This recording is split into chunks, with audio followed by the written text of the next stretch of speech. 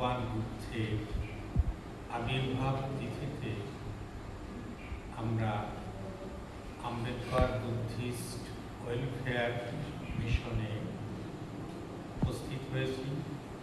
ভগবান বুদ্ধের জন্মদিনে তাকে আনন্দের সঙ্গে তাকে আমরা শ্রদ্ধা জানাতে এবং শিশু যেমন জন্মগ্রহণ করলে সকলের হৃদয় পুলকিত হয়, আনন্দিত হয়, বুদ্ধ যে শুধুমাত্র তার জন্মের মাধ্যমে মানুষকে আনন্দিত বা পুলকিত শুরু হয়, বিশ্ব জগৎ থেকে সকল অন্ধকার দূর করার মহামন্ত্র তিনি দিলেন। এবং সেই মন্ত্রটা এমন, আমরা সাধারণত অন্যান্য যত বিজ্ঞ ব্যক্তি দেখি, গুরু দেখি, তারা পরম্পরার শিষ্য এবং শিষ্যের কানে মন্ত্র দিয়ে তাদের মুক্তির পথ দেখা।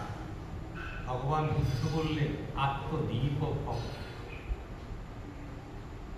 আত্মানাং বৃদ্ধির পরেই আত্মদীপ ভবছে। অর্থাৎ নিজেকে নিজে যদি আলোকিত করা যায়, কোনো ব্যক্তির আশ্রয়ে নয়, কোনো ব্যক্তির দাসত্ব নয়, নিজে যদি মানুষ শিক্ষিত হয় তবে সে সুশিক্ষিত। নিজে আলোকিত হলে জগৎ আলোকিত করতে পারে, তার ভেতরের যত অন্ধকার দূর হয়ে যায়, তার দৃষ্টি চতুর্দিকে তখন সম্যকভাবে পড়ে। আমরা আমাদের শ্রদ্ধেয় বিনয়শ্রী মহাথেরও তার কর্মজীবনের একটা মহান কর্তব্য কর্ম তিনি করেছেন, যেটা এই আম্বেদকর বুদ্ধিস্ট ওয়েলফেয়ার মিশন প্রতিষ্ঠা এবং তাকে কেন্দ্র করে সোনাঝুরিতে প্রাথমিক মন্দির এবং পরে 34 ফুট বুদ্ধ মন্দির, সেই সঙ্গে বৃদ্ধাশ্রম, লাইব্রেরি, সেমিনার কক্ষ এবং একটা মুক্ত মঞ্চ।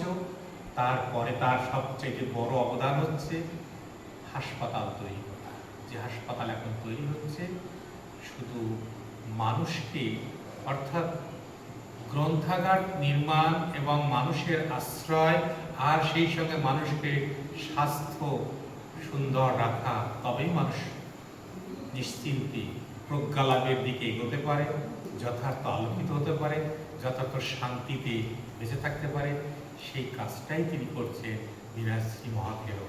স্বয়ং ভগবান বুদ্ধের যে বাণী, সেটাকে মুখে মুখে উপদেশ দেওয়া নয়। সর্বজ্ঞানী ব্যক্তি যারা, তারা সর্বত্র জ্ঞান বিতরণ করে, কিন্তু সেই জ্ঞানটাকে নিজের মধ্যে প্রয়োগ করে নিজের মাধ্যমে সেটাকে বাস্তবায়ন করার রূপরেখা যিনি করেন, সকলের সামনে তিনি দৃষ্টান্ত হয়ে ওঠেন, তিনি হলেন বিনয়শ্রী মহাথেরও। তাই ভগবান বুদ্ধকে আমরা প্রণাম করি এবং তার যে অনুগামী একমাত্র নিষ্ঠাবান ব্যক্তি বিনয়শ্রী ভিক্ষু মহাথেরোকে আমরা নমস্কার করি।